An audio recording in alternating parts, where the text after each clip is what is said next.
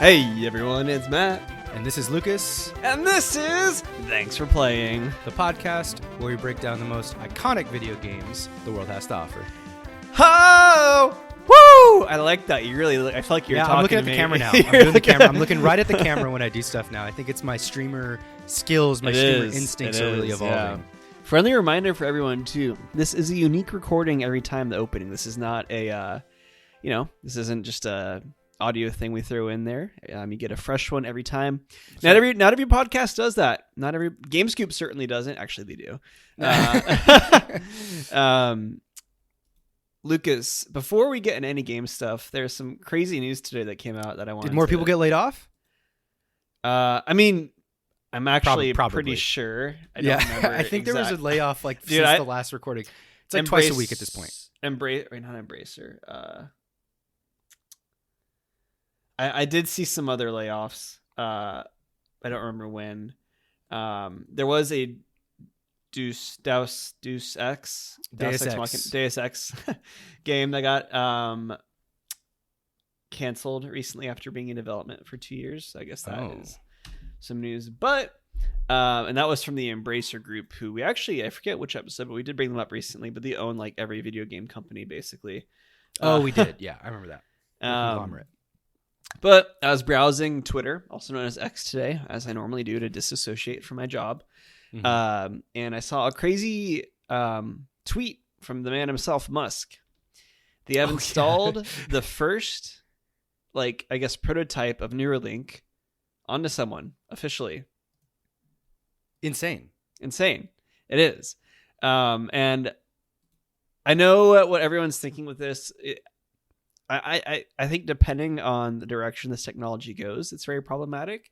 And I've already publicly stated on this podcast, I'm pretty sure I'm officially out on Elon as like a personality at the very least, or like who he is. But I will say, remove Elon Musk, remove like any of your dystopian fears. The ways this technology can be used is very cool, particularly for the medical things. In the sense, for example, like I was curious, I peeked at the website. They were talking about how they're mainly looking for people that are interested in this, that have some sort of physical disability to where they maybe can't use their motor functions all the way how they would like to. Maybe they can't browse the internet in the way that they'd like to. And the first real test for this Neuralink is just being able to kind of as I understood it, browse like a web page, just use your mouse by just basically telling it what to do, rather than actually physically moving a mouse.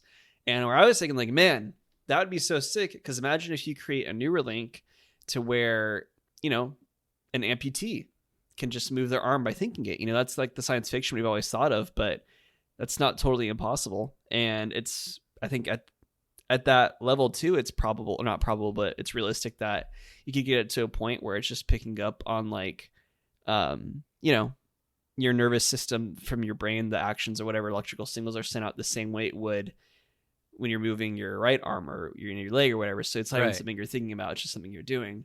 That's obviously very far off technology, but I think in that respect, it's actually very exciting. And I have a feeling it'd be more applied for that than any augmented reality bullshit, to be honest. It probably will be more applied to the augmented reality bullshit realm, more so than the other thing. But I think the other thing is really important. Maybe I'm too optimistic, but here's my take on it is it's kind of like anything. There's been so many technological leaps forward in the last few years, like AI, for instance, or even this now.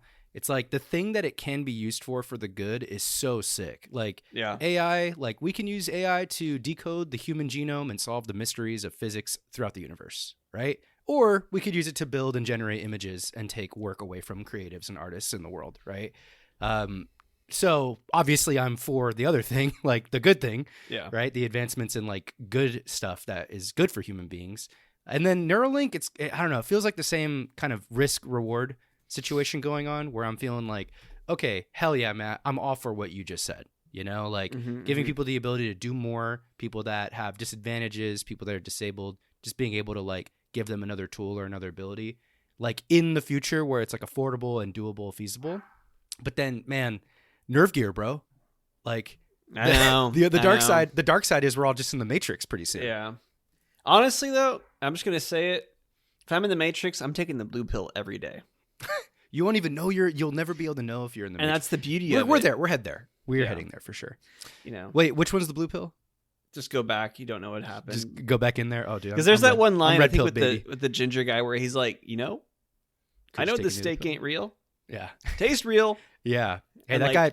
I hate that guy. Hey man, if The you give bald me guy? ignorance is bliss, baby. You give me a clean slate, make me a professional soccer player or something. I'm game with that. Yeah, that's what he wanted. He wanted to be rich in Yeah. the Matrix when he got sent back. Not a Yeah, bad but life. he betrayed his friends though, Matt. That part does suck.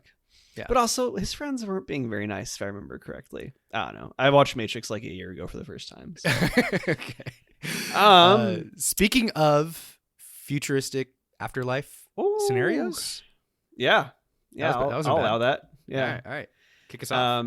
Today, everyone, we are talking about the #1 greatest speedrunning simulator of all time, Neon White.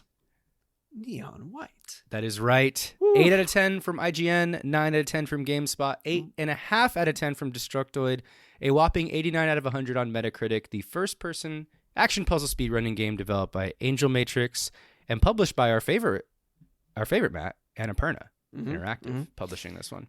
The Neon A24 of video games, I'd say. Yes, I agree. I absolutely agree with that. Man, should we just jump into initial thoughts? Yes, but real quick, as a reminder, everyone, if you enjoyed this episode and you want to hear more from us, maybe chat with myself and Lucas, maybe tell me about how I'm wrong about Neuralink and we're all heading towards the Matrix. Hashtag take the red pill, not the MAGA red pill, but the Matrix red pill. Gotta always clarify that these days. There's a very different The red online pill has movement been going. co-opted is the problem. Yeah. You can find our Discord in the link tree and any of our social media handles at TFE Podcasts. That is at TFE Podcasts with an S at the end. As well, you can find our website, thanksforplaying.live, where you'll find a link to our any of our social media handles, our YouTube, the Discord, and of course, all the written content we've been putting out. On that note, on the YouTube, we are releasing videos on more or less a weekly cadence now. We just recently released a video on the finals, how that has really reinvigorated the FPS genre. Great video. Go check it out. What else we got? Shoot us an email. thanksforplayingpod@gmail.com. I'll gladly send you a selfie back with a personal invite link to the Discord. So coming out, it's a good time. You're to myself, Lucas, Hot Mickey, Chambers the Milkman, Hyla, Orion, the whole crew. And it's a party in there. It is every day. All right. So real quick, just going to give a brief explanation of the game. I'll just go from there. Surprisingly in obtuse storyline, but yeah, go for it. Yeah. The game is set in heaven, where the player takes on the role of White, an amnesiac assassin from hell who has been temporarily summoned to heaven. In this celestial realm, White and the other Neons, basically demon slayers, are competing for a chance to live in heaven permanently.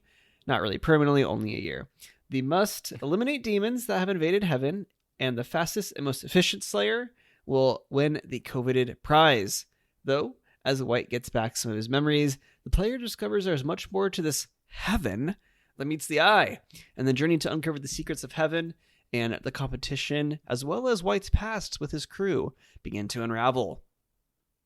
All right. Hell yeah. We can go into the crazy details later in the section, but good synopsis. Initial thoughts, Matt. I'm gonna dive in. Okay. Dive in, baby. This game was fucking awesome. Mm-hmm. This game was really cool. Had some of the best level design I've seen in years. Had a really cool style. I had some issues with some of those dialogue trees, or not trees, but just the dialogue stuff that's in the game. We'll talk about that a little bit more. And man, just the overall like art style, the way that the levels change over time. Each mission kind of has its own vibe. The way like you learn new abilities and you like implement them and get tested on them. And dude, like the final run of like the final mission, and then the two last final missions are bananas. Like some of the sickest missions, some of the coolest levels I've seen ever are in the final like hour of the game. I was blown away. The game ends on some really, really great high notes. Awesome. Just super, super great. Yes. Yeah. felt pretty similarly. I'm actually pretty blown away. I think you said IGN gave this an 8 out of 10. Yeah, IGN fools. continues to, I was hanging on by a thread to IGN because they gave Spider-Man an 8 out of 10, which I thought was actually incredibly accurate of them. Mhm. But then they went and gave Jujutsu Kaisen Season 2 a 6 out of 10, which just... You really got it out for continued. that guy. He's just like wrong. It's not even... Yeah, Neon White, though, I think this game is really fun, and I'm really excited to talk about it. I think it does a lot of things extremely well. And I think the things that it doesn't maybe do as well, I actually don't think it detracts from the game at all. I just think it Mhm. makes you want to play the fun parts even more, which isn't necessarily a bad thing because you're trying to get through this game as fast as you can, baby. It's essentially a speedrunning game. I want to say off the bat, too, and I noticed this right away. I think especially with games we play for the podcast, and Lucas, you know this about me, too. I'm not like really a completionist gamer. Like I like to just get my experience and then kind of move on to the next thing. Story guy, Typically.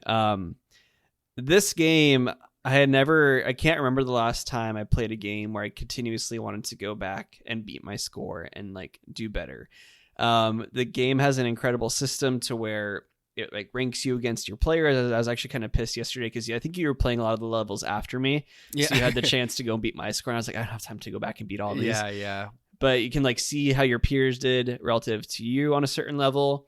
There's like platinum stuff on each level, like platinum, bronze, silver times. It's also well done. I have not found myself wanting to go back and just play levels over and over to just improve my score, even though there was no progression reason to.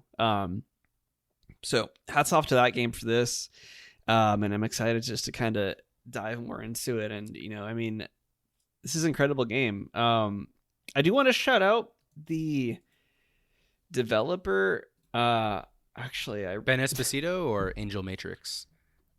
I believe the official name of the developer is Angel Matrix, Mhm. but Right. was the director The Ben head Esposito? designer is Ben Esposito. Mhm. Donut County, he did that game, which is interesting because this is so different Mm-hmm. from Donut County. But that's definitely his other big claim to fame. Came out several years ago, and the interesting thing was he created Neon White in 2017 as a distraction from Donut County. So this game was actually kind of like just had an initial prototype a long time ago, more than 6-7 years ago, basically. And turned out to be just one of the best games that's come out. Honestly, kind of an instant classic right after it came out. Yeah, I had never heard of Donut County. That's interesting. It's a Milkman game for sure. Oh, Milkman. Yeah. Oh, there's raccoons. I love raccoons. Yeah. It's a pretty interesting game. It's definitely different from Neon White, but Ben Esposito is kind of a respected designer in the space for sure. He's definitely not just up and coming. I would say he's pretty well respected at this point. Love it. Yeah. Yeah. I want to mention too as well, and I noticed this kind of immediately when I started playing the game. I think I mentioned this on podcasts already too, but I had been pretty, I think, AAA fatigued pretty excessively to a certain point. Because just looking at what we last played for the podcast, we did Alan Wake, which was a pretty girthy undertaking in its own right. Spider-Man. So it was a lot of like just AAAs back to back, which are great. We like AAAs. They're AAA for a reason, right? But at a certain point, a lot of them kind of, I think, start to feel the same a little bit. Yeah. And I think just like playing this game kind of brought me back to like the core of like what a good game can be, and maybe just needs to be, but what a good game can be sometimes, and like how it doesn't need all this extra production value to be like something incredible, right? Some of my favorite gaming memories are just like some of the small indie like story-driven games I had played like during my college years, when the only like thing I had to play games on was my very not good like Intel laptop, and that kind of brought me back to that feeling of just like it's just game. a gamer's game. Yeah. Very much the way I would describe Hades. I don't know if Hades yeah. falls into the indie category. I'm Totally feel that. go Yeah. check out our article on that actually if you want to debate that. I think that's live now on thexplaying.live. Mhm. But this game evoked the very similar like emotions from me that Hades did, to where I was just like, this is just a fucking good, fun experience. Yeah, I completely agree with that. And I would say it clicked for me pretty much instantly. Like right when I picked up Neon White. You know, this game had kind of been in the zeitgeist the last couple of years. Donkey made a video on it that's really funny, and he really likes the game, you know, and it's just kind of been one of these games that's just been That's how I heard about the popular. game, actually, was that video from Donkey. Yeah. And I mean, I knew I had a really, really strong feeling that I would really enjoy the game. And just when I started getting into it and got through like the first mission and then the second mission, and then like it's one of those things where it just keeps getting better and better the more you play. Mhm. And it's just, for me, pure great level design. Like that's what I really appreciate in a good game. Kind of like Hades does as well, where, you know, when you're playing it, you're like, everything here feels balanced, doable, attainable. It feels good when I get better at the game. It feels like you can learn about the game as you play it, and it feels like your skills and, you know, tactile abilities get better as you play the game. It makes you So- feel sick. Yeah, it makes you Yeah. feel so sick. Yeah, It kept bringing me back yeah. a lot to an interview we did actually with Fiction, a Super Smash Brothers player, where his game, and I haven't played it that much, but his game was all about Kinetic. Kinetic, Break All Limits. Kinetic, thank you. Break All Limits. Check that out. Check out that interview. It was really awesome. Was all about like, you know, tapping into that feeling of like giving you a lot of freedom within a game to like express yourself through movement and everything like that. And I felt that a bit when I played his game, and then I really felt that here as well with, you know, Neon White, because this is known. I'm not good at games. I'm fine admitting that. Like, in a competitive sense, I'm actually okay at the finals, but generally speaking, I'm not known for my skill at video games, and I'm okay with that. I felt so badass playing Neon White, and like, it's such a satisfying feeling completing the levels. When you like are just switching between your soul cards, which we'll get into what those are, but it makes the player feel powerful and just really cool. Really sick. Yeah, to use Fiction's word. What I really appreciate about it too is it's sort of a classic game formula. It's just like get through a level, there's a timer, get the best time possible, get like a medal. Like games have been doing that for generations, right? But what Neon White does that's so clever is something that Hades also does in its own genre, is like Hades solved the roguelike genre by continuously allowing you to improve each run to where the beating of the game is inevitable, right? And I feel like Neon White did this exact same thing, where you're given shortcuts, you're given clues, there's additional content inside of the game. There's sort of like a game on top of the game where you can find additional like gifts inside of each level that you can unlock as you play the level more. And there's kind of always multiple ways to tackle every level. So I think most gamers reasonably should be able to get a gold medal on most of the levels. And then there's a platinum medal, which is, if you're sick, you can get the platinum medals. But I would occasionally go for some of those. But Yeah. I think the game solves a problem, which is it's having the best of both worlds. Like it's having its cake and it's eating it too, where you're able to be sick. It's not you get good. The game teaches you how to be really good at it in a really smart way. And you're still getting that like time trial kind of sweaty vibe from the game. But man, I just, it hits both levels somehow. Yeah. All right, let's spend a little bit of time Story talking in the about world. the story here in the world, and then we can jump back into the meat of it all with the game design and the art and everything else. So, you know, we gave the brief synopsis of the story here when we started the discussing this, but you know, it's a very simple story. Would you agree? Yeah, I think it gets kind of crazy. Like It gets a little goes, crazy at it the goes far end. beyond what I thought Yeah. it was going to go, where it was going to go. But yeah, pretty simple. So we're gonna enter a bit into spoiler territory here, where, as we had mentioned, you know, the Neon White, your main character, he wakes up in heaven, and basically he's an amnesiac. And Can't remember what he was. Can't in remember real what he life. was, what he did in his other life. All he knows is he's here. He kind of recognizes these other neons that are there, and now he has to slay the demons of heaven, basically, to have a chance to stay in heaven for at least another year. And the game kind of unveils, you learn a lot about his past with his crew, how he ended up dying, essentially, and why, like, where the other characters within the story who are also members of his crew where the conflict with them arises and what their overall goal is, which is essentially one of their goals is essentially to like destroy heaven, basically, or take it over. That being Neon Green. I didn't find myself once I got the reveal from the cat, Mikey, which I gotta say, I like Mikey. I loved how they depicted the angels in the game, where it was just like everyone kind of saw it differently. I think it was Neon Yellow. I was like, why is John Cena here? Like, there was just some really like silly humor in this game that sometimes worked, sometimes it didn't, but that one got me. What was I going on about? But once I got past the big reveal of like, oh, the believers are not like the true people of heaven, God has been locked out, and then we're also trying to like stop our Neon Green from ending heaven and also get God, the real God, back into heaven. Once that reveal kind of cut out, I wasn't as interested in the game anymore, and I wasn't that invested, or let me rephrase that. I was not that interested in the story as much anymore once the final reveal came out, and I was just wanting to play the game. But I don't think the story detracts from it necessarily. Like I mentioned earlier, I think the game just pushing you to focus on the gameplay is not like a bad thing per se in this, because the gameplay is so fun. I liked all the characters for the most part. Some of them have some kind of bad dialogue, but I liked how they all looked. They're all kind of like anime inspired essentially.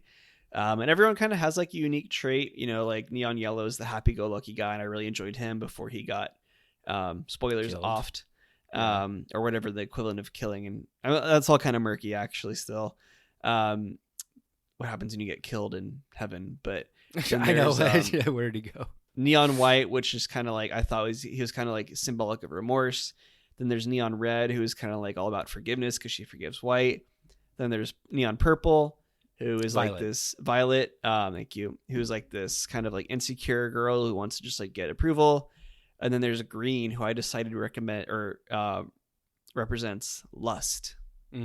Okay. Lust for power. Yeah. Okay. Wow. I was trying to quite a bit assign- deeper than I was trying to see if I could assign like sins to them, like the 7 sins. And then I realized there wasn't 7 of them. So I stopped that pursuit and I just went it this way. Yeah. I thought they were all pretty caricature-y. I thought they were all kind of like tropey.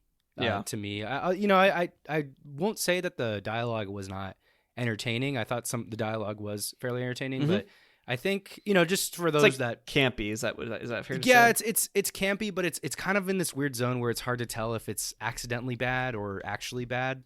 It's like the Digimon movie. Bad on great. purpose or not bad on purpose. Yeah, so it's in a weird zone, I think, and I think the voice acting talent that's there is really great. I think everyone performs really well. And then the other, Steve Blum.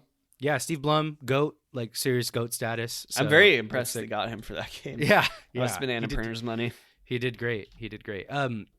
But yeah, I mean, the annoying thing is that you're going through a mission and you're playing through levels, and the worst thing that happens is that like 2 times per mission, there's just a random bit of dialogue that isn't really developing anything, doesn't really have anything to do with the story. It's kind of just pushing the plot point you already are on a little bit forward. And I thought that interrupted the flow of the game quite a bit. And I really often did skip through a lot of that stuff. The only interactions that really matter come at like the last 15% of the game. Right. And then like at the end of every mission, I would catch up a little bit with where the story was actually going. That's like the beginning or the start of a mission. And then anything inside of like when you got your golden ticket to go to the next mission, anything inside that center was just kind of like trying to be funny, and like to me was not very funny. Yeah, I thought those were gonna be like an actual gameplay mechanic, like I can get rewards to use like, I thought I was gonna be more incentivized to try and get more platinum trophies, so I could get, for what Lucas is talking about, when you complete a mission, reach a certain level threshold, you get a Heavenly Delight ticket, which is like the way to just like incentivize you within the game lore to incentivize you to keep doing well, basically. And I thought that by doing that, I was gonna like, I'll get like some goodies or something when I play, or like an extra power up for my runs, which could have been kind of an interesting thing, but they're all just like jokes basically. The way the game works too is you're soft locked from the next mission because you have to get a certain rank, like inside the game. Like, and the way you get ranks is by getting gold medals or platinum medals on your levels. So you're sort of forced to go back and play through some levels and get better. And then you have to go to this like department where you get the ticket to start the next mission. Did you find that you ever had to go back to replay some? No, I never Same. did. Yeah. Which is rare for me. I was just so into, like, I knew that I would have to go back anyway, so I just like got good enough amount. I'll never forget playing fucking SpongeBob Battle for Bikini Bottom. I kept having to go back and get more spatulas or whatever, and I was so pissed because that game was so bad. The game was so bad. I just wanted to finish terrible. it. Jeez, why did we play that? Why did we review that game? I'll never forget. We posted a TikTok of that, and some guy commented on it. He's like, "You're adults. Why are you talking about this?" No, dude. Okay. And at first I was like, "Fuck that guy," but you know what?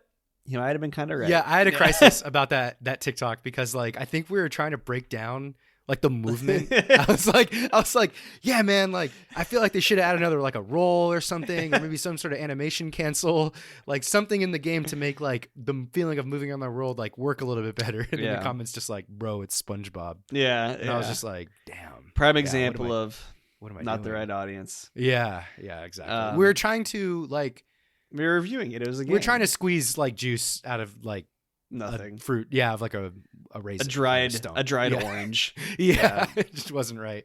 Anywho, so I thought that the dialogue was like pretty rough at times. Like there was some times where it was just trying to be funny or like have a punchline and have a joke, and it just didn't land.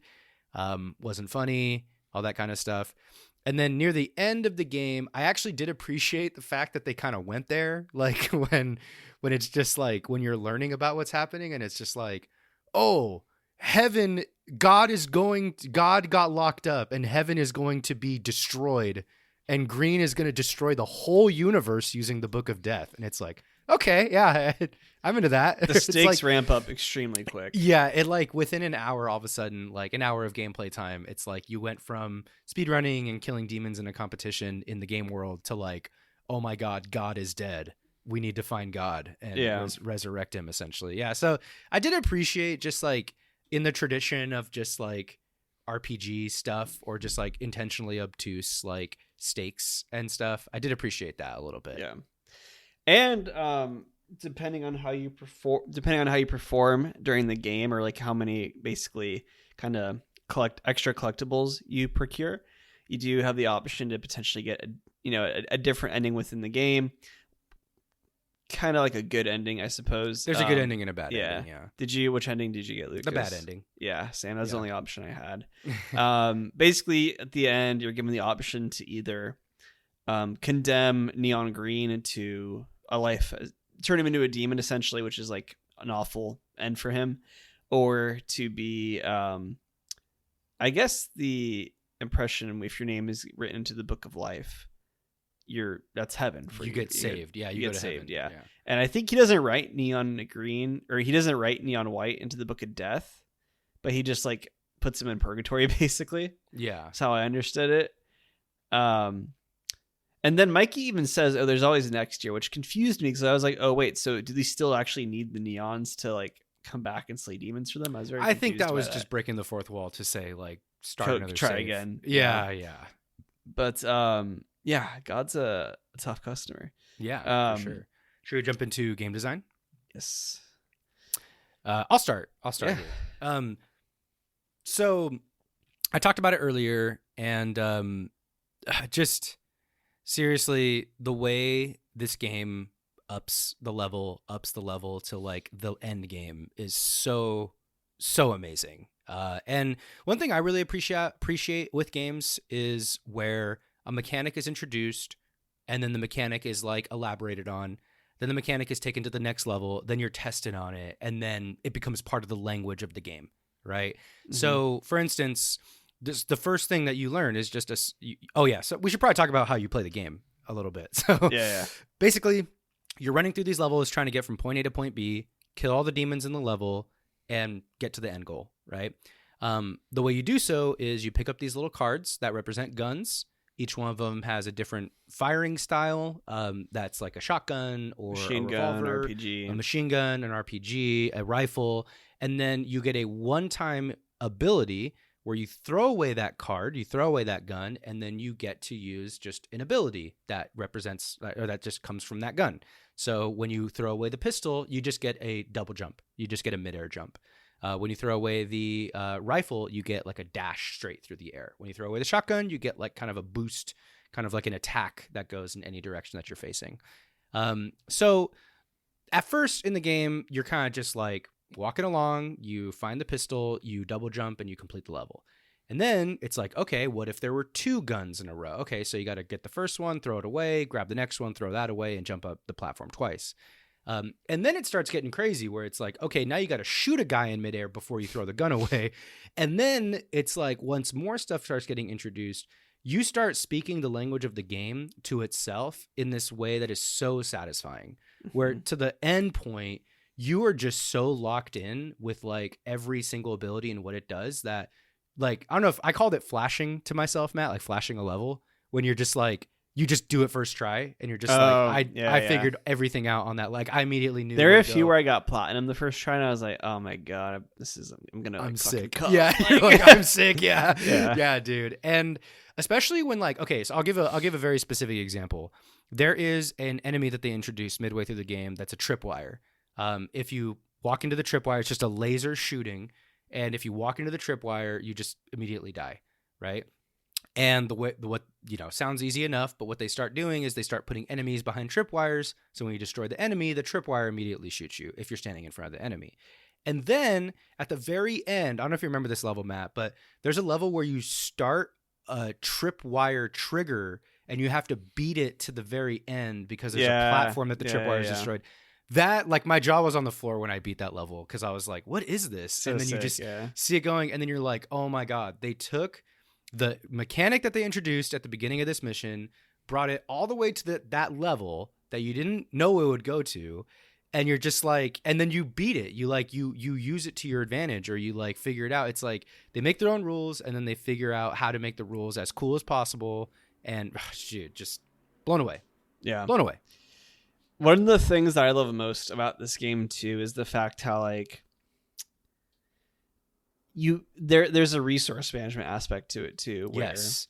You might think you have like an extra pistol jump that you can use, and an extra double jump essentially, or an extra grappling hook from the RPG or whatever it may be, and then you use it just to make a certain situation go a little easier or a little smoother. But then you ultimately realize like, oh, later in the level, oh, I needed that for this point, little things like that. And even within that, though, there's always, not always, but like a lot of times there's multiple ways to maybe go about something, like, oh, if you saved this instead of that, maybe if you saved the explosion from the machine gun versus your pistol jump, you can get up that way. Little things like that are so interesting. And what I really loved about the game too is actually the last few levels once you get the Book of Life, because, well, for one, it's stupid fun just to like zip around and eviscerate every demon. Yeah. And then two, I actually really liked how it kind of became, in certain parts of it, it became a matter of like, oh, I need to actually figure out how to like navigate these levels at certain points rather than like just blindly like kill every demon basically. Yeah. Because there were times too where I'd get to an end of a level and I'm just like, how the fuck did I miss one demon? Yeah, things like that. Totally. Because for context, to finish most levels, you have to eliminate every demon in the level, and if you miss one, that's just, you're fucked. You have to restart basically, because you typically can't get back and then get back to the end point. Mm-hmm. One thing sorry, go ahead. You were cooking. I think that's all I had. Yeah, one thing that I thought was cool, this speaks to them as level designers, is like basically in the final mission of the game, you get just a completely broken ability. Yeah. The ability is just you immediately dash to an enemy and kill them in one hit, and you could use it infinitely. And they still managed to make those levels challenging. Yeah. Like they still managed to like make it difficult, make you want to go fast. Like, and the way they do that is like, it's so elegant. It's so simple. They just put an enemy behind a wall, and now you got to walk around the wall, or you got to find a shortcut over it, or they just don't put an enemy there at all, and you have to like grappling hook and use a different ability to get around a corner or something like that. And what's really cool too is at some points during those levels, I don't even know why they did this, but, or I guess what like the lore reason for doing this would be, but there were some levels too where for most of the time you have the Book of Life, or you start with it right away, basically. But then there were some levels where you have to actually like get to it before you get the Book of Life. And then you're like Loki kind of stressed because you're like, oh my God, I'm going to die. Like I need something. Are you talking about like the lasers that are like aiming at you as you're getting to a book? Yeah. That was sick. I enjoyed that. And then, so well done. I do want to mention though, let me ask you, how did you feel about the boss battles? I loved them. I thought they were sick. I really liked the first one. I didn't care for the second two. Okay. I didn't like the third one as much. Third one, I didn't. Yeah. I don't know. The first one was fun for me, I thought. I was like, oh, that's a really unique way to do the boss battle. But then by the time I got to the second and the third, I was like, I just want to do more speed running. Yeah. That it wasn't that speed runs though. They still are, Not as much as like the other ones, because they're still like stages, that you have to just go through. Well, should we talk about how the game handles boss battles? Yeah. So basically, the way the game handles a boss battle is, you're basically following the boss. In this case, Neon Green is the boss every time. Basically, following him through a level and navigating while he's attacking you, while trying to eliminate these like crystal points he has radiating from him that are attached to him. And then once you eliminate these points, at that point, you're able to actually physically attack him. You'll attack him. He'll move. He'll spawn new points. And the cycle continues until you eliminate his health. Yeah. Part of the reasons I didn't like it was it just felt very gratuitous. And there were certain points too where like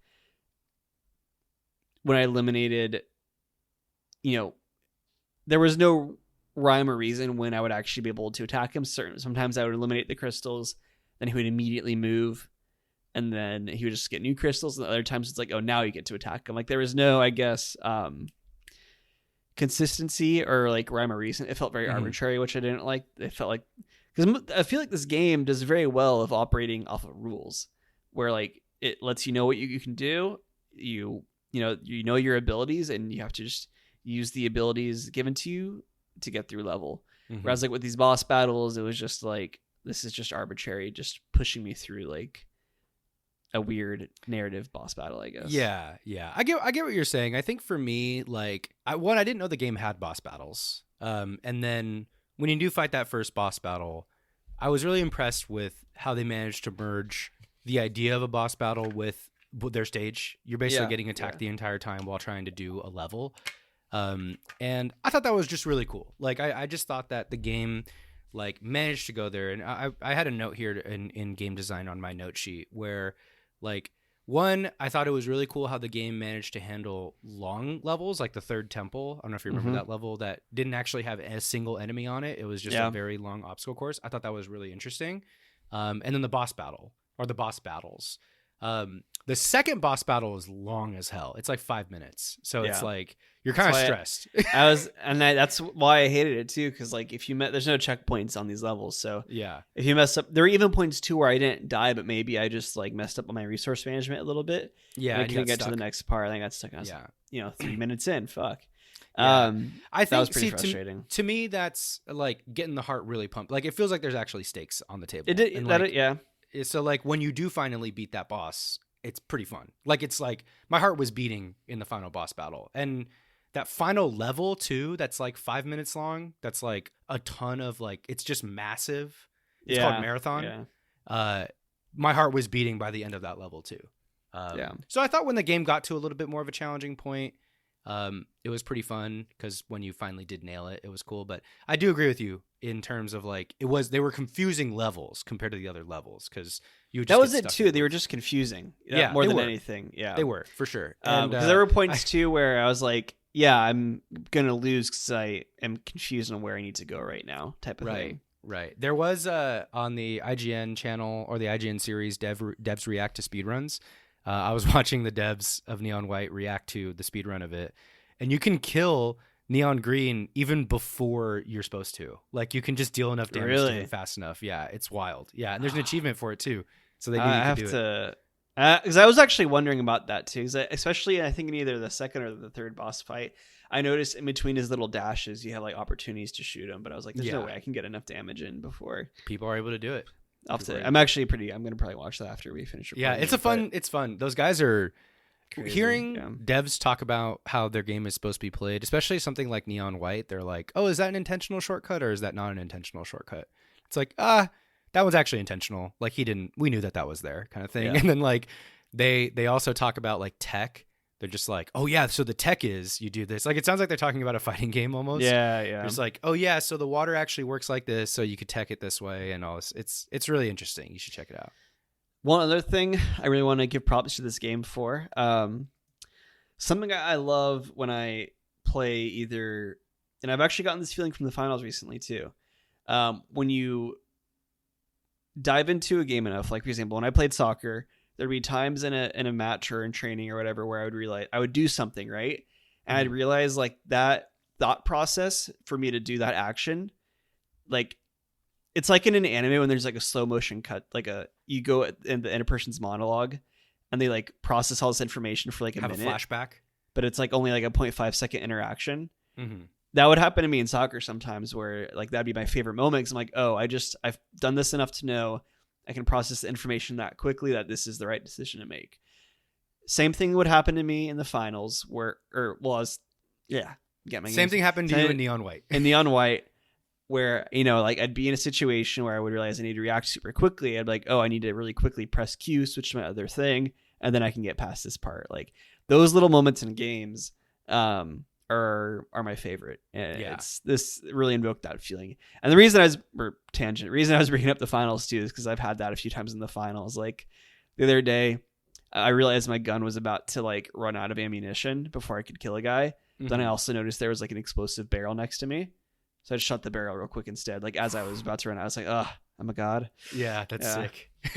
But yeah, this game invoked that feeling in me, which is like one of my favorite just like flow, like experience. It's like the flow. Yeah. Yeah, it's getting into a flow state, which is really cool. Yeah. Anything else on game design? That's all I got. Yeah. There is one thing I do want to bring up, which is the kind of meta game on top of it, which is like I think I mentioned it earlier, which is there's shortcuts that are revealed to you on each level, and there's gifts on most levels. Mm-hmm. I think if not all the levels. And the gifts are basically like a hidden object inside of the game level that you can go grab, which unlocks dialogue options with other characters in the game hub and allows for basically getting the good ending for the game. I don't know if you did a bunch of those gifts. I did a few. Did a few in the beginning, and then I kind of stopped worrying about it. Yeah, I agree. But I think there is something that's probably how you get the good ending is collecting enough. Yeah, it is. It kind of each gifts the gifts like help you get White's memories back from the real world. So, did you just see that pop up on my screen? I did. What the hell? There's okay, sorry. Do you know what that was? This is a podcast, so people can't see it. But iOS has like a new thing where when you're on your webcam, if you do a certain like thing, it'll like pop up. Like So if I give you a thumbs up, my webcam sees it. iOS does like a thumbs up thing. It's ridiculous. There's a balloon one. I was very confused. There's a balloon one, but I don't know how to do the balloon one. I've done it on accident before. Seeing things for a sec there. Yeah.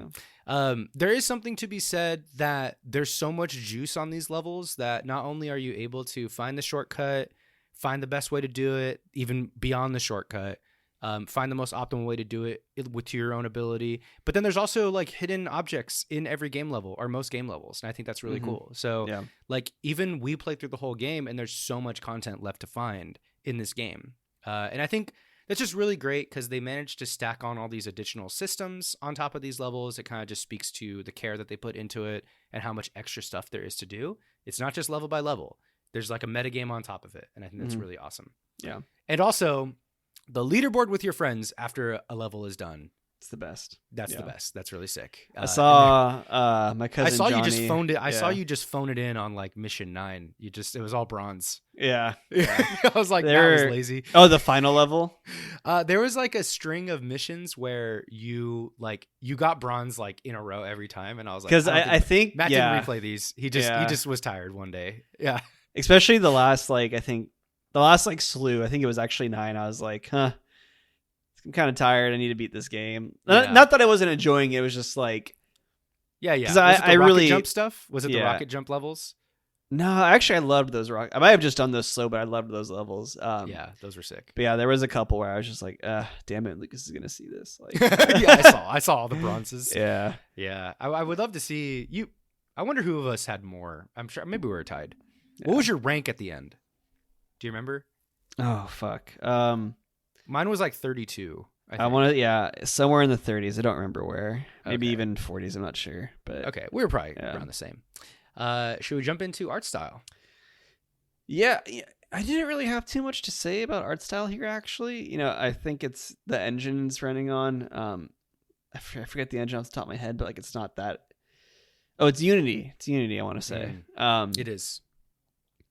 I mean, it looked very good, and it's simple. Like it's not a hard game to run by any means. Yeah.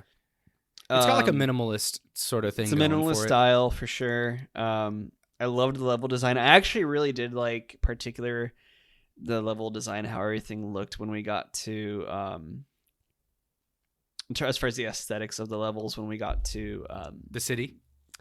the city, and I really enjoyed when you started using the rockets, how that looked. Like the The skyscrapers. modern skyscraper looking one. Yeah. That was super fun, just like parkouring through that. Basically, I had a really good time with that, and I liked. I mean, obviously, yeah, I enjoy anime. I liked the anime styles of everyone, and that paired with Steve Blum's voice acting, like Mhm. not notoriously, very well known for Cowboy Bebop, among other stuff, and Cunningham in IGX Pre, I think is what it's called, IGPX. It's like a racing Gundam style. Yeah. Okay. I was on Toonami way back in the day. Different story or different episode about that. I really liked one like huge compliments to the art style in terms of what they're able to communicate visually so quickly. Like I think that the enemies, like in their colors and their shape, like everyone's very unique looking. So like even if you're playing a level for the very first time, you can sort of see with your eyes like where the level's guiding you. Like there's enough space built out. There's like the enemies are certain colors and shapes that really work for the game, for the level. And yeah, I do appreciate that, like the intensity or lack thereof as like the aesthetics of each like mission, where in the beginning it's all clean, white, kind of pristine. And then near the end, like some of those levels, you're like, yeah, you're in like a modern looking heavenly skyscraper type city. There's like levels that kind of look more hellish and dark and red. There's levels that, are kind of a combination of a lot of these things. I think it was just really cool. And somebody described it as having actually heavy inspiration from Killer 7, which I thought was really interesting. I did get that vibe actually. Yeah. Yeah. It was who was it? It was oh man, I had it pulled up. It was Blake Hester at Game Informer. Said it had a very Japanese action game aesthetic akin to Killer 7. I thought that was really cool. Yeah. And even like the HUD of the game is so sick. Like it's just so unnecessary. It's just you see Neon White's face in the HUD on the bottom left, and there's just a bunch of text. And it's like it's Killer 7-esque in that like it's just like text that's meaningless to actually convey information. It's just text to look cool in like a corner. Yeah. And even Matt, if you look at you can check it out. The album covers for the soundtracks kind of have like the aesthetic that I'm referring to. We're gonna have to ask Chambers the Milkman what aesthetic this is kind of formally referred to as, but yeah, the soundtrack by Machine Girl. You could check that out. It's pretty cool cover art on each.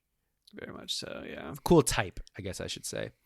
Yeah, and then speaking of which, should we jump into sound design? Yeah. I love like just the fonts they used were really cool. Yeah. Very cool. Yeah, sound design. Is a baller. Maybe you want to jump off a building. Oh my god. One of the best soundtracks we've had in a while on this podcast. Yeah.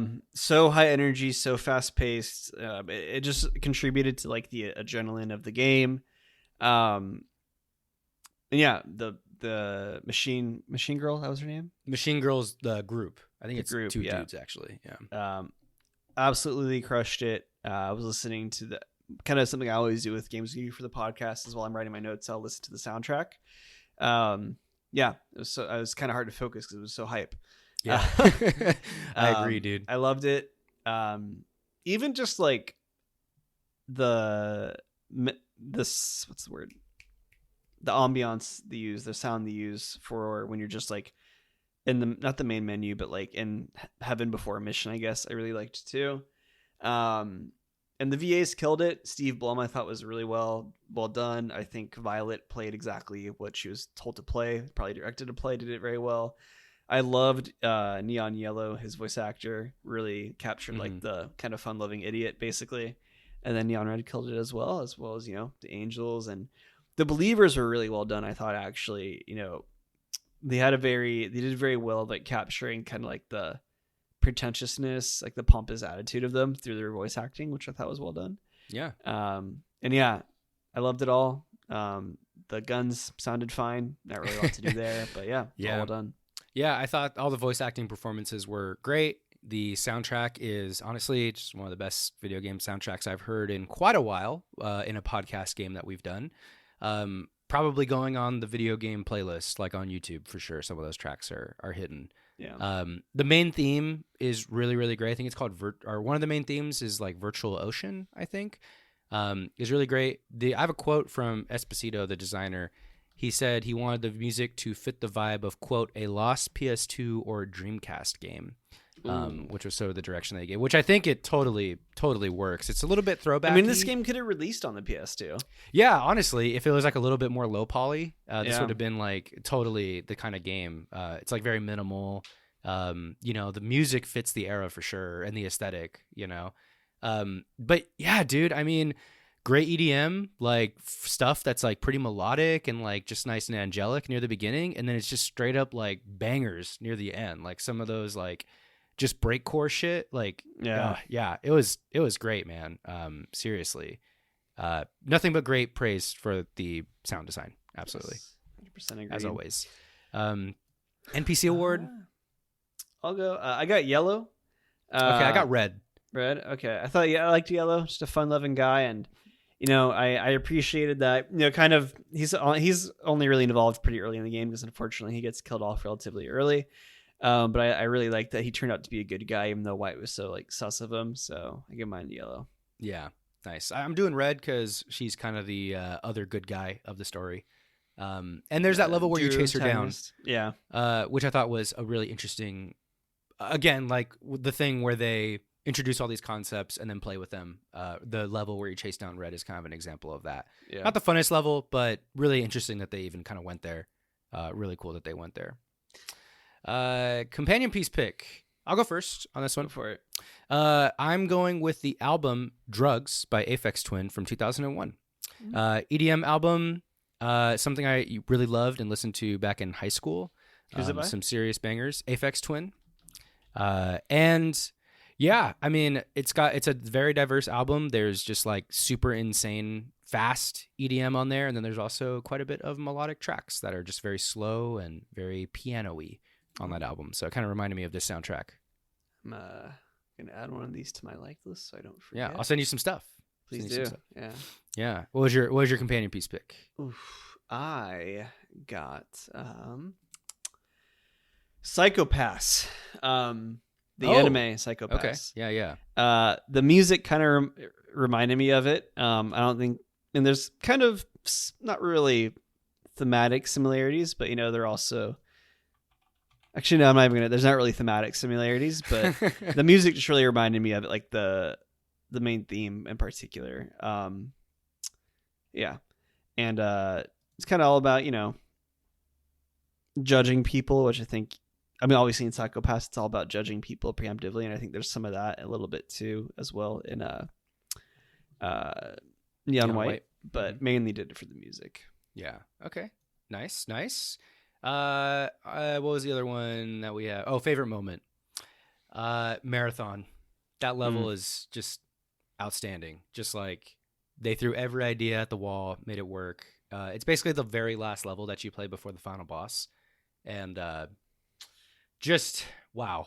I was just jaw on the floor during that one, especially when you finally beat it. It's a very hard level. Mine was just when I got the Book of Life. I loved it. I loved how the game kind of changed once you had it too. I just felt powerful. It was so fun, and I was like, man, this game is sick. Yeah, this game is sick. Yeah. Nitpicks. Just I said it already. The dialogue is just kind of rough at times. You can skip all of it pretty much. so it doesn't detract too much. And ultimately, they're taking a big swing. They miss here and there with some of the quips and some of the jokes. But yeah, that's my nitpick. My only real nitpick is I didn't really care for the boss battles that much. But again, that's not like I didn't hate them. I just wanted to get back to the speedrunning, basically the normal version of the speedrunning. Right. Yeah. Did you have any names for the game? I did, Any actually. Renames? Yeah, I got a couple I like. Heaven's Trial, Okay. Angel's Race, Ooh, okay. Green's Epilogue. I just made that one up. Okay. Right now. Okay. Epilogue. Okay. I got a Speed Demon, and we got Holy Hell with an exclamation Holy hell. point. Oh, I like that. Stylized. Yeah, Yeah, it'll look like all with the italics. font. Yeah, Yeah. You get it. Okay, I'm glad they went with Neon White. It's probably the best, probably the better name. The Neon White doesn't say anything though about the game. I think if you heard it, it kind of sounds like a JRPG to me. That's the only thing. Yeah. All right. Would you play other games from this developer? To date, this is actually their only game. Angel Matrix. So Well, I was a little confused by that because I was looking at their website and it was kind of okay. They are a like independent. They're kind of a conglomerate. They're almost like a collective. Like I think a lot of people were working on a lot of different stuff. They came together to make Neon White. They had relationships with Annapurna, and then they got it published through them. Yeah. They're not like a consistent team working on something right now. I think they came together for a while to create Neon White. And if they come together to create something else, that would be really, really sick. But we're not sure yet what that might be. Yeah. I would definitely play other games from them, thow. Oh, 100%. From this team. Yeah. Well, they're some of the goats now, as far as I'm concerned. Yeah, for sure. I wonder how many this game sold. I'd be curious about that. I didn't even think about that. It's funny. It's everyone I know that's played this game absolutely loves this game. Like everyone I know that's like put their hands on it. I think the broader gaming community like has a lot of respect for this game. I mean, this team's coming together for something else in the future. And honestly, I wouldn't even really hate a Neon White 2 straight up. Like For sure. if they just like straight up made a sequel, it would be even better. I have no doubt it would just be straight up better. And I gotta say, I think it's a damn shame a game like this doesn't get nominated for like Game of the Year, say at the Game Awards. It would never be. But I think it deserves to be, honestly. I think we put too much weight on AAA titles and that kind of stuff. And something I noticed too, like I'll just say this really quickly. I don't know like Spider-Man's exact numbers, but like I think in its first like month or so or something like that, Spider-Man 3, it sold something like 5 million copies, and then Lethal Company had sold like 16 million or something. Yeah. Granted at a lower price point, but it's just like, I don't know, like there's value, and I want there to continue to be AAA games. I'm not saying like there shouldn't be AAA games, but like I think as far as like the amount of like kind of praise and like I think, we should talk about the developers of, the game director of Neon White. You said his name was Esposito? Ben Esposito, yeah. We should talk about Ben Esposito the same way we talk about Sam Lake or Hideo Kojima. Yeah. Dude. He should be right there in those 1000%. conversations. Toby Fox should be in those conversations. Yeah. Lucas Pope. Yeah. I I know. Instead we're talking about like Joseph Fares all the time and Kojima fuck that and guy. like not Kojima, Frost. I don't like Frost. And like it sucks because those people just become like celebrity-tized, you know, whereas like I feel like someone like, Angel Matrix, Ben Esposito, like Lucas Pope, these guys are like really advancing the medium, like really perfecting things, like true gamer games. Like these guys are, just incredible game designers, incredible visionaries. And I absolutely agree. I'm looking it up here too. It was the 2022 Game Awards where it went down. Right. Neon White lost to Stray. Yeah, and then it lost so bad. Stray wasn't bad. It was Neon White was like light years ahead of Stray. It actually it lost in best indie game and best debut indie game. They're two different categories. It lost both of those categories to Stray, which is just wild. It's funny. Annapurna actually published both of those games, which is very interesting. But Stray's like fine, you know, Stray's cool. Like sit down on the couch, play it for a few hours a night. That's great. Neon White is Neon White is absolutely a banger. Like way, way, way ahead of Stray. Yeah, 100% agree. Jeff Keighley and his goons need to wake the fuck up. I agree. Schmucks. I agree. So you know what the game here? I'm gonna throw this out there too. I'm gonna give an idea to the Game Awards right now. Okay, they can take it and send a check straight to our email address. What they gotta do is they gotta do stuff outside the Game Awards the week of, where they do like fireside chats, where they have intelligent conversations about game design, game vision. Like, hey, developers, let's put all of the art directors for the nominated best game of the year and to ask them to talk to each other about art direction on their video games. What do you love about that game? What do you hate about that game? You know, why don't they just get all the indie devs together to talk about the process of going through indie dev cycles, right? And then the people of Stray can compliment the people of Neon White. You know what I'm saying? And you know what? They're not going to do that, but that's the right thing to do. Yeah. I need someone to tell me why Marvel's Spider-Man 2 was included on game direction. Are you talking about for 2023 awards? Okay. I thought we were talking about 2022 still. You cannot convince me that should be nominated for outstanding creative vision and innovation. Like, this should be a title, like a section, honestly, mostly filled with indie games based off like how they describe it, like innovation and game direction and design. None of these games that were nominated this most recent year, for example, even Baldur's Gate, which is an incredible game, it's not. You can maybe, I think there's an argument for Tears of the Kingdom with how you do like the building stuff in it, but most of these games, like even Alan Wake 2, which won it, like I don't think they're doing anything particularly innovative. I guess maybe Alan Wake has the mixed media going for it, but like I don't know, it's the games were still, I don't know. You know what pisses me off too is like this is like all the mainstream media, like IGN, those outlets that are like those are the panelists deciding this, you know, that aren't giving like games like Neon White enough credit. I don't know. I know I kind of went off tangent here, but it's no. I mean, we're upset now that I played Neon White. Wow, I cannot believe that it just like it's like one of the best games I played the past 2 years easily. Yeah, same, dude. Yeah, and it like lost to Stray. Crazy. Yeah, I think we gave Stray probably like a 7 or a 6. Like it was fine. Yeah. Whew, fired up, Matt. We're fired up again. Shall we give our rating? Yes. We've reached the point on the count of 3. Lucas and I'll give our rating. This is the ultimate rating, and we'll go from there on 3. 1, 2, 3. 10. Yeah. Hey! Oh, man, it's been a while. It has been a while, Matthew. Dang. The Mickey LeGrand Coates Award, also known as the Hot Mickey Award. For perfect 10 out of 10 for both design. myself and Lucas. Yeah, you know, there were some points, like I said, I didn't care for as much, but that was really only the boss battles, and I kind of alluded to it earlier, but like the stuff that, you know, it's nothing was enough to detract from how incredible this game is, you know? Yeah. I think this game really does no wrong, honestly.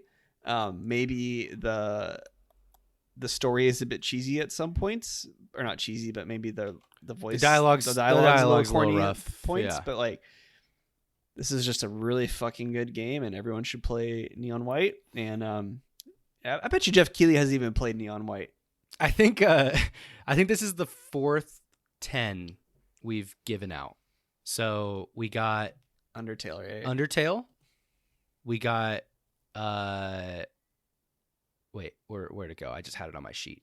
Undertale, Last of Us Part 1 remake. We gave it 10.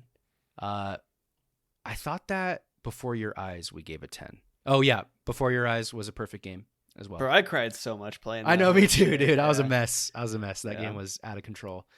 So yeah, this is our 4th 10, Matt. Damn, perfect only game. 4 after 1 a year we're averaging about. Honestly, we have a high standard here at Thanks for Playing. And honestly, we both have to absolutely adore the game. And it's pretty rare for you and I to both agree, honestly. Wait, didn't Disco Elysium we give a 10?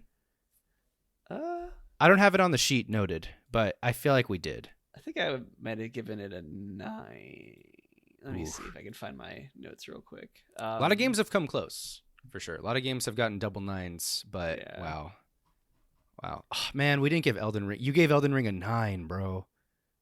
Did I? Just missed it. And Yeah. then I gave To the Moon a 9. So that Did I give that a 10? Yeah, you did. Yeah. There's a lot of games that just barely missed it. Yeah. Yeah. Game notes. Disco. Oh, Street Fighter 6 got a... Wait, somebody gave it a 9. That must have been Chambers. We had 4 people reviewing Street Fighter 6, so we don't know who the other person was. But anyway. I gave Disco a 9. Yeah. Oh, okay. Okay. Still a great score. Yeah. Yeah, absolutely. So, wow, I'm hyped on that. That's great. I'm really happy. So, man, let's wrap it up here, man.